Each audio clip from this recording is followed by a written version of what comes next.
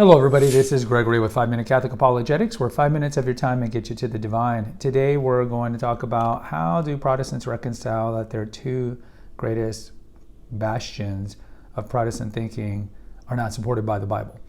Now before we begin, let's start with a prayer. Nomine Patris et Filii et Spiritus Sancti. Amen. Gloria Patri et Filii et Spiritui Sancto, secutora in principio et nunc et semper et secula seculorum. Amen.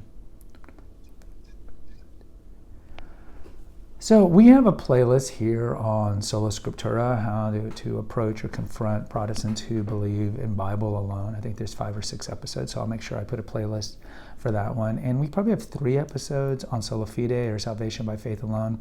So we're not going to spend too much time on refuting those two things in this particular episode. We're just going to kind of look at it more from a macro level.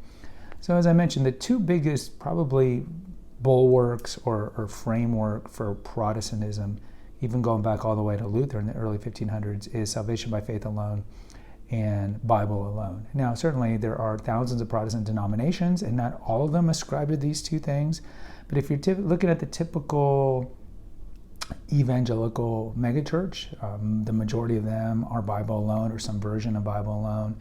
And then if you look at Sola Fidei, I mean, you'll find this in the large majority, again, of Protestant denominations. So how do they reconcile that when the Bible itself, and we'll just say the New Testament itself doesn't support those two things? And how can they not see this? And I'll give 3 reasons just personally as to why I think they can't see them. Doesn't mean they're right or wrong, but just 3 hypotheses, so to speak. So just really quickly, when it comes to salvation by faith alone, the only place where you see salvation by faith alone is when James dismisses it in the Epistle of James. I think it's like James 2, where he says, faith without works is dead. And there's other places, we talk about it in different episodes, on the importance of works. Now, we're not Pelagianists or semi-Pelagianists. Catholics aren't. We do believe that works are important, but works them in themselves cannot lead to salvation. And certainly you can talk about where Jesus mentions it, judgment of nations, Matthew 25, the importance of doing works there. And then you see him talked about in the end of Revelation, where Jesus says you're going to be judged by your works. So works are important. So there's nowhere in the Bible that says that your faith, you'll be redeemed solely by your faith. Now, what many Protestants will do is look at certain verses from Galatians, certainly Romans, in the early chapters. They'll cherry pick these out. And why do they do that? Well, because it kind of justifies the faulty theology. You're going to pick and choose what you want, especially if you believe in Bible alone, especially if you have a literal interpretation of the Bible. You think that you can pick certain verses out of context and then essentially copy and paste them into a systematic theology, which you can't. You can't at all. So with salvation by faith alone and with Bible alone, it's the same thing. Where in the Bible does it say that the guidebook for Christian living is in the Bible or is in the New Testament? Or where does it say in the Bible that these are the books, the definitive canon of the Bible? You don't find this in Hebrews or Corinthians or Thessalonians, where it says I, Paul, or I, John, say these books should be in the New Testament, because the New Testament wasn't written when these epistles were being written, clearly. And it was the Catholic Church later on that decided which books were spurious, which books should be in there, and so forth. And we have a lot of episodes on that. So there's both of their theories, and I haven't done a full justice on refuting them here because we have like combined 9-10 episodes on that, are not biblical. And more importantly, they're not found by the early church. The early church didn't believe either of these things.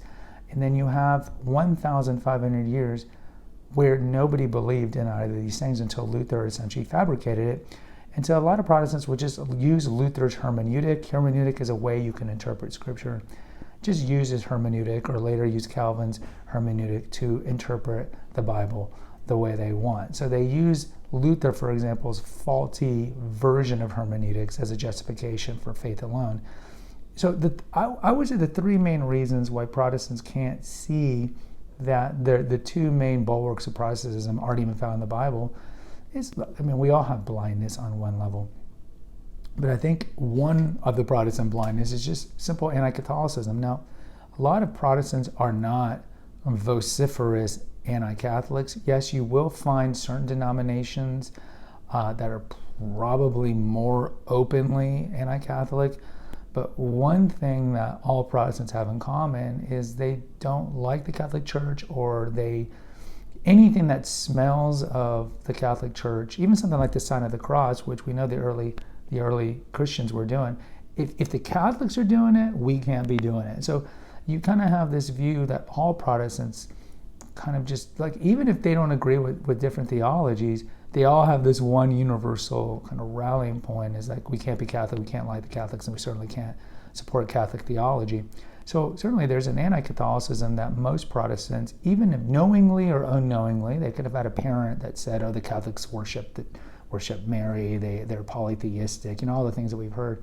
They might have somebody who just tells them those things straight out, or they just might grow up or be raised in different megachurches or different denominations where it's just kind of implied.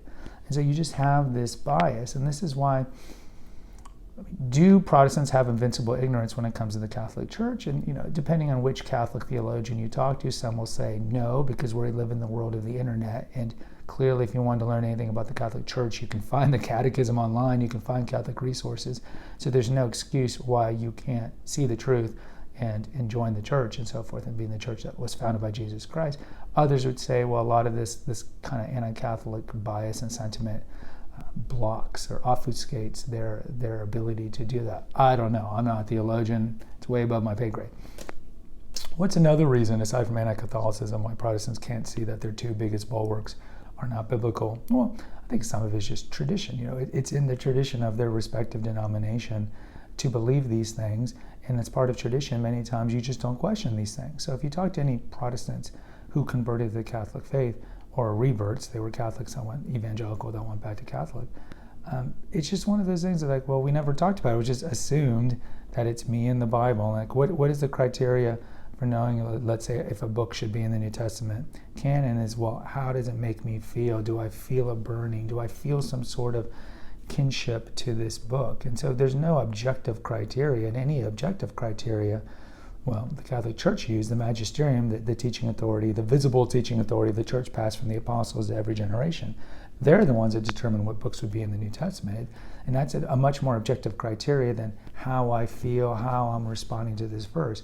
Because we talked about, like, a week ago, one of the reasons why it's easy for Protestants to jump around to different churches, even churches of differing theology, it's more with them, it's a relationship between them and the Bible, like them and a book, them and a verse, and how it speaks to them. So it's like me and the Bible. And so, like, what church I go to, or if that theology is different than another church's theology, it ultimately doesn't matter, because it's really about me and my faith with Jesus Christ, me and Jesus Christ via the Bible.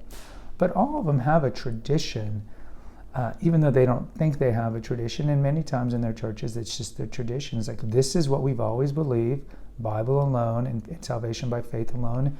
And of course, if this is something that you've always believed, you're never going to question it. So again, it kind of goes back to invincible ignorance.